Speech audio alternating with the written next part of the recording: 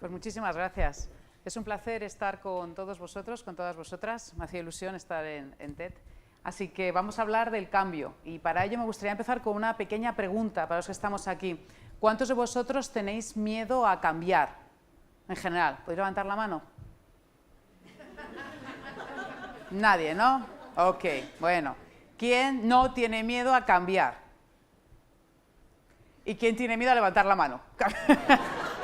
Que algo falla. Bueno, en fin, vamos a hablar de los cambios y vamos a hablar de algo maravilloso. Lo primero, nuestro cuerpo es cambio. Las células se renuevan de nuestro cuerpo, cada 7 años tenemos células totalmente diferentes. Cada 24 horas se renuevan nuestras células del páncreas. Y las células, incluso de las neuronas, el 98% de nuestra parte de nuestras neuronas del carbono también se renuevan cada 28 días. Es decir, nosotros somos cambio, nuestro cuerpo se cambia, pero nos cuesta el cambio. ¿Y por qué nos cuesta el cambio? Por un sencillísimo motivo, porque nuestro cerebro maravilloso, que es el resultado de 2,5 millones de años de evolución, nos ha permitido llegar hasta aquí como especie, porque el cerebro está perfectamente preparado para la supervivencia, pero está muy mal preparado para la felicidad. Así pues, el cambio, que es algo natural, nosotros cambiamos, la vida cambia, no podemos tener nada sujeto al 100% porque puede pasar algo. ¿Y cómo podríamos nosotros ser más felices? Asumiendo el cambio, pero nos cuesta porque nuestro cerebro lleva un ritmo diferente a lo que podría parecer que es el contexto. Por eso lo que me gustaría presentaros hoy por la tarde, es entender cuál es la curva del cambio, cuáles son las etapas que nosotros vivimos ante el cambio para poder entenderlas y para poder acelerarlas. En la medida que podamos acelerarla, podemos ser un poquito más felices. Es decir, el objetivo, en definitiva, es comprender qué nos ocurre precisamente para acelerar dicha curva. Porque, como vamos a ver, de alguna manera, cuando nos enfrentamos a cambios difíciles, nunca hay atajos. Es decir, una cosa importante es que esta curva que vamos a ver a continuación significa que tenemos que vivir distintas etapas y hay que vivirlas. Lo que podemos hacer es acelerar el proceso, ¿de acuerdo? Segundo, ante cada una de estas fases del cambio, lo que va a ser interesante es entender que tenemos siempre dos alternativas. Una alternativa es quejarnos porque me ocurre a mí, porque soy yo, algo que nunca sucede, ¿verdad? Nunca nos quejamos, jamás, esto es una cosa extraña, ya lo sé. O lo podemos vivir desde el protagonismo, lo podemos vivir de, bueno, ¿qué es la invitación? ¿Qué significa todo esto? Si lo vivimos de esta segunda opción, vamos a estar mucho más preparados, vamos a estar mucho más fuertes para asumir precisamente los retos que tenemos delante. Así pues, vamos a conocer la curva del cambio, que ya veréis que esta curva, si la conocemos, la interiorizamos, también la veremos reflejadas en las películas. Las películas de guiones bien hechos, de héroes, como por ejemplo La Guerra de las Galaxias o Matrix. No sé si os gusta, yo soy un poco friki, así que a mí me encantan este tipo de películas, pero no hace falta irse a esta, también por ejemplo las de Disney. Todos los personajes de estas películas, cuando están bien hechos, van a atravesar precisamente estas fases. Así pues, si algún día vemos una película, podemos ir reconociendo y así entenderemos por qué en su día la madre de Bambi murió y tuvimos ese sufrimiento tan tremendo, al menos es mi generación, ese sufrimiento. ¿Por qué la madre de Bambi muere? Pues porque todos los héroes tienen un desierto, ¿de acuerdo? Bueno, vamos a ver entonces esta curva. La primera fase siempre es algo sucede, ¿verdad? Llamada a la aventura. Algo pasa, algo sucede y algo tenemos que responder. Segunda fase es la negación. ¿Por qué me pasa a mí? ¿Por qué yo? La negación, ¿de acuerdo? Tercera fase es el miedo. El miedo es esta emoción viscosa, ¿verdad?, que no nos gusta nada reconocer. Cuarta, el desierto. El desierto es la frustración. Desiertos pequeños o desiertos grandes, pero es tocar fondo. Y ya comienza ahí la subida de la curva. ¿Cuándo? Cuando creamos una nueva realidad y creamos unos nuevos hábitos. Y llegamos al fin de la curva. ¿Y qué sucede con el fin de la curva? ¿Qué os podéis imaginar que suceda? Que empieza otra. Y esta es una buena noticia, porque todos los días estamos en alguna fase de estas, o incluso en nuestra vida privada estamos aquí, en nuestra vida profesional estamos en otro sitio. Es decir, vivimos muchas curvas. ¿Y sabéis qué pasa? Que la gente que es muy sabia y la gente que yo he dicho, ostras, qué persona tan interesante, son personas que han sabido superar todas estas fases y han sabido visitarlas con mucha conciencia. Por lo tanto, en la medida que lo conozcamos, aparte de saber qué ocurre en las películas de Disney, etcétera, nos va a ayudar a nosotros a tener un poquito más de armas para poder afrontar con éxito los cambios. ¿Os parece? Bueno, pues vamos a ver entonces en estos minutos que tenemos por delante, vamos a visitar cada una de estas fases, estas etapas, y luego veremos las 5 claves que nos ayudan a subir la curva con velocidad. ¿De acuerdo? ¿Empezamos pues? Venga, vamos a empezar. Empezamos. La primera, llamada a la aventura. ¿De acuerdo? La llamada a la aventura siempre puede ser por dos motivos. Llamada del cielo, llamada del trueno. ¿Qué significa llamada del cielo? Yo lo voy a buscar, por ejemplo, una nueva relación, un nuevo proyecto, un nuevo trabajo, tener hijos, a veces son trueno, ¿no? Pero bueno, en principio es algo que tú deseas, te mueves por la curiosidad. El problema no está aquí. El problema de las curvas, los problemas del cambio están en la segunda fase, cuando cae un rayo y parece que te parte. Esto es lo que dice la medicina tradicional china, las llamadas del trueno, frustraciones, errores, bueno, todas las cosas que no nos gusta vivir y que podemos vivir, despidos, y claro, hay truenos bastante grandes. ¿Cuáles son los grandes? Cuando tenemos la pérdida de un familiar, por ejemplo, o una enfermedad. Estos son truenos en dimensiones importantes. ¿De acuerdo? Lo que es interesante es que para atravesar esta fase, ¿qué hay que hacer? Preguntarnos algo importante, es ¿cuál es la invitación que ahora mismo tengo encima de la mesa que me hace la vida para dar lo mejor de mí? Porque si yo me pongo en actitud, porque soy yo, porque me pasa a mí, no estamos en una actitud del protagonista, que es lo que nos ayuda, o como yo diría en el libro de Héroes Cotidianos, lo que te saca esa parte heroica de ti, ¿de acuerdo? Por lo tanto, ante esta fase es cuál es la invitación que yo tengo encima de la mesa, aunque sea una enfermedad, aunque sea un despido, aunque sea una ruptura, lo que sea, ¿cuál es la invitación? ¿De acuerdo? Esta es la primera. La segunda, ¿cuál es? La negación. Claro, podemos ir ufanos, contentos, entusiasmados al cambio, pero nuestro cerebro no está tan bien pensado, o bien, es perfecto, por supuesto, para llegar aquí, pero para la felicidad no necesariamente. ¿Qué ocurre? Entra el proceso de la negación. ¿La negación qué es? La negación es cuando, por ejemplo, en los héroes de las películas dudan. Ese momento en que parece que dudan, y siempre pasa lo mismo a los héroes, ese momento de debilidad, esta es la negación, siempre lo mismo, ¿de acuerdo? La negación es porque las emociones llevan un ritmo mucho más despacio para deshacerse que la mente. Por ejemplo, perdemos un familiar muy enfermo, sabemos que es lo mejor, ha dejado de sufrir, tú lo sabes racionalmente, pero tu corazón no lo sabe. Tu corazón va a vivir una fase de desierto, pero antes de desierto va a estar en la negación. ¿La negación qué significa? La negación significa negar la realidad. Es decir, echar balones fuera, la culpa es de otro. He metido la pata, pero la culpa es de otro. O algo me duele, no me duele nada. Y cuando, por ejemplo, alguien está muy enfadado, ¿no os pasa que alguien está muy enfadado? Dice, ¿qué te pasa? Nada. No, claro, por supuesto. Porque esto es negación. Nunca le preguntas a alguien enfadado qué le pasa, porque te va a decir que nada, porque está en negación. Negación es cuando no asumes que las cosas te duelen. Por ejemplo, una ruptura amorosa. Cuando una ruptura amorosa, yo tengo un amigo que hace poco se acaba de separar, se ha entregado al mundo de la noche, que os podéis imaginar todo lo que eso significa. Noche, mujer, bueno, ya sabéis, no podía dar más datos. Y el caso es que se vino hace poco con nosotros a una cena con los amigos, habló de todas sus excelencias amorosas y cuando se fue, ¿qué dijimos los amigos? Está fatal. ¿Por qué? Porque a veces la negación tiene un mecanismo de protección. Cuando tú estás sufriendo mucho, cuando el dolor, a veces no lo tocas, ¿y qué haces? Inventas mil excusas para justificarte. El mundo de las excusas intelectuales, el mundo de la culpa es de otro, a mí no me pasa nada, yo estoy fenomenal, o estos incluso excesos de optimismos siempre están relacionados con la negación. De esta fase, señores, ¿sabéis cuál es la fase, el tipo de negación más complicada? El victimismo. ¿El victimismo qué es? Todo es horrible, ¿verdad? Estas personas que dicen que siempre todo es horrible. Yo tengo un familiar, bueno, se está retransmitiendo, espero que no lo vea, bueno, no sé, a lo mejor sí, no sé. Yo tengo una tía en concreto que es un ejemplo genial de este caso, ¿no? Mi tía tiene una hija, mi prima, que con 30 años, exactamente 32, se echa su primer novio conocido. Edad normal, ¿verdad?, para echarse el primer novio. Bien. Pues nada, se echa su primer novio, yo, claro, acontecimiento familiar, llamo a mi tía y evidentemente llamo a mi prima, a cotillar, bueno, coge el teléfono a mi tía y le digo, oye, que me he enterado que la prima se ha echado un novio. Y me dice mi tía, ay, sí, hija mía, lo que va a sufrir cuando lo dejen. Esa es mi tía, maravillosa y la quiero mucho, pero tiene esa mirada un poquito más oscura, digamos. Bueno, esta mirada así un poquito más, en fin, más de negación, es un tipo de victimismo, como hablábamos. Y entonces, ¿por qué negamos? Ya lo hemos dicho, negamos para protegernos, porque nuestra mente niega para proteger el dolor, ¿de acuerdo? Y porque además tenemos una forma de entender la realidad que es intentar, y alguna vez vemos la realidad que queremos ver. Si tú quieres ver que todo es negativo, vas a encontrar 1000 argumentos para que sea negativo. ¿De acuerdo? Por lo tanto, ¿me oís bien? Sí. Ok, perfecto.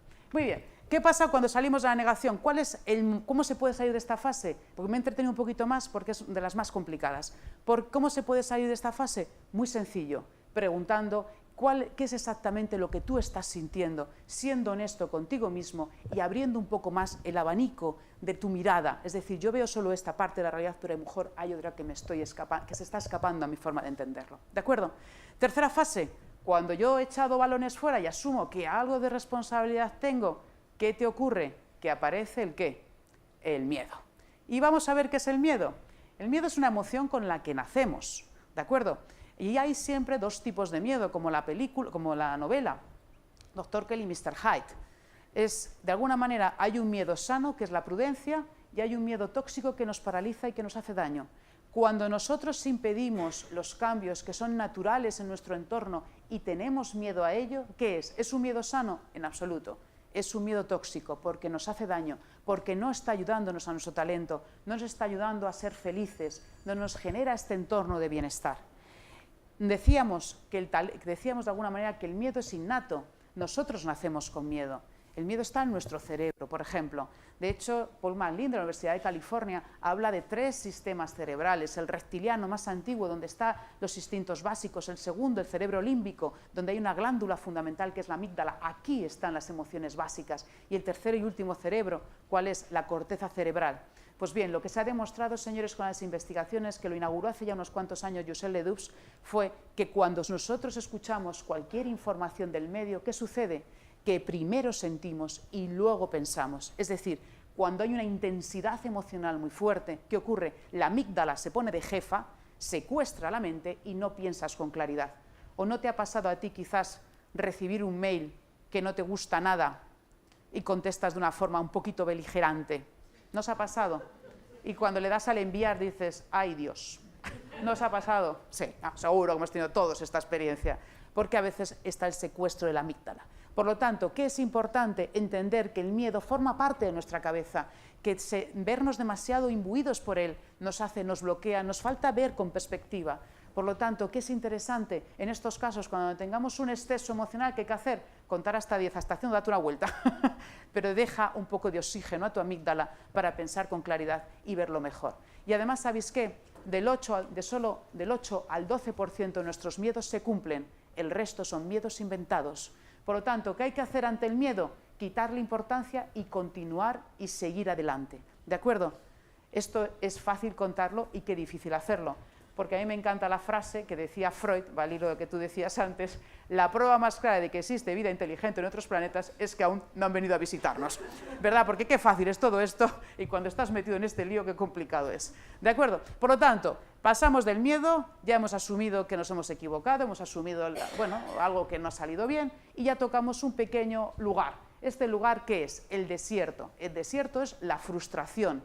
La frustración es un poco de descontento, esa sensación de tocar tierra. Hay noches oscuras cuando es una enfermedad o cuando es una muerte de un familiar, pero en general pueden ser desiertos que pueden durar 5 minutos, cuando eso no te ha salido bien y estás un poco contrariado o contrariada. Ese es el desierto, ¿de acuerdo?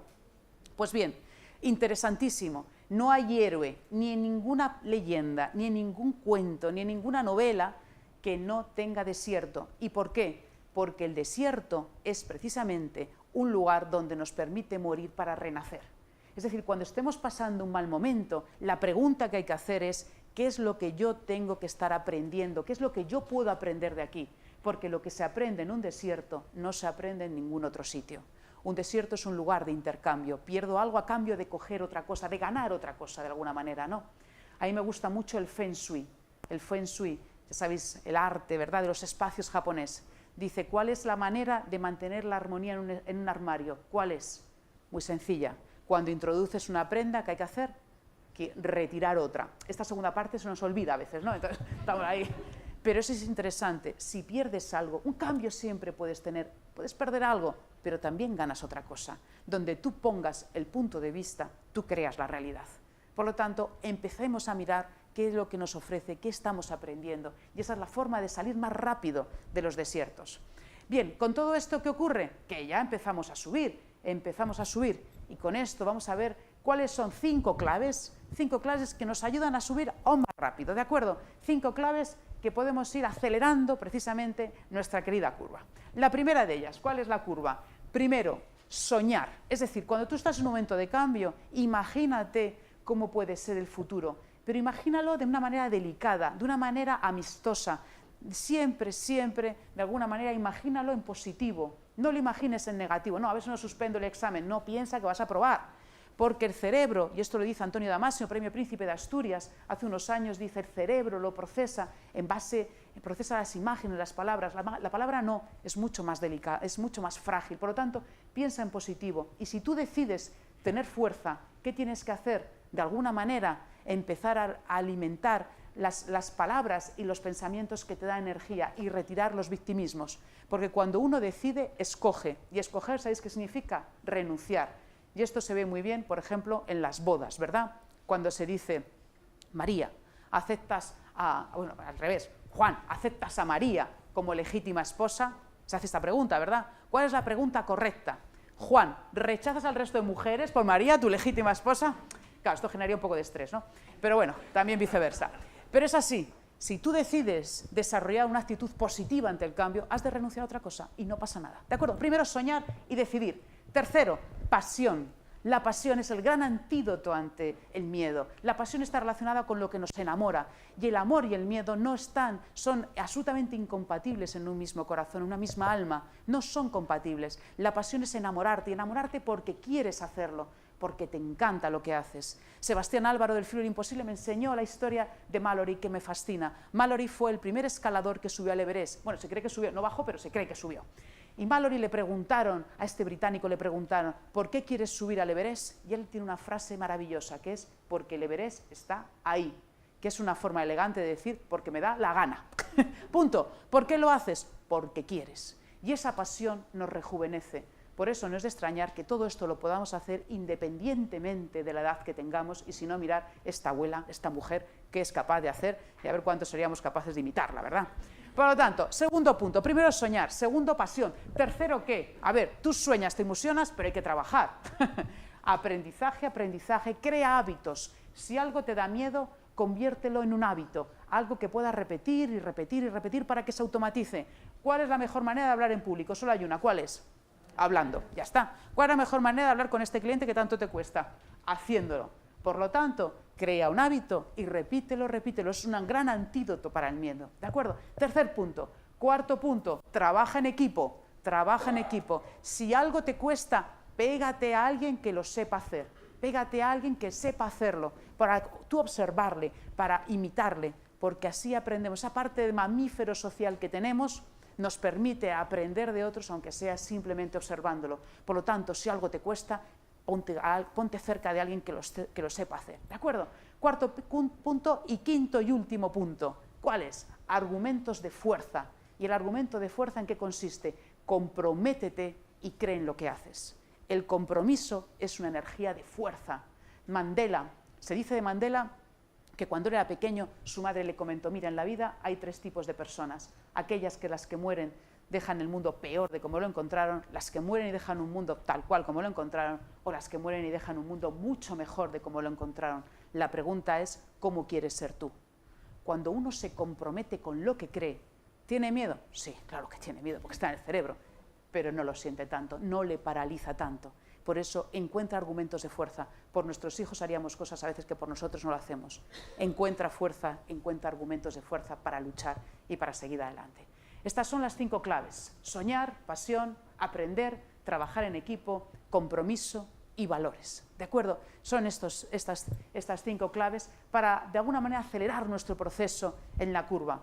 Y con todo esto me gustaría terminar con una imagen que yo creo que es bastante gráfica, ¿verdad?, que es el impacto de los miedos ante el cambio. Mirad, es un caso, esto es real. Habéis visto que en los circos, o en esta imagen, ¿no?, de estos países en Asia, los elefantes que pesan varias toneladas tienen una cadena en la pata que les impide moverse. ¿Lo habéis observado? Bueno, aquí está la imagen, ¿verdad? ¿Por qué? ¿Por qué les ocurre? Porque cuando son pequeños el elefante le pone una cadena que realmente le impide moverse. ¿Pero qué ocurre? Que el elefante va creciendo y no se da cuenta que él es mucho más grande que la cadena. Y eso tiene sentido en nuestros miedos. Los miedos son creencias que han sido construidos en nuestro pasado por alguna experiencia, y a todos y a todas se nos olvida que somos más grandes que nuestros propios miedos. Por eso no es de extrañar que el gran Nelson Mandela dijera: no es valiente quien no tiene miedo, sino quien sabe conquistarlo. Yo es lo que os invito a todas vosotras, a todos vosotros a hacerlo en vuestra vida privada y en vuestra vida profesional, a saber conquistar nuestros miedos. Muchísimas gracias.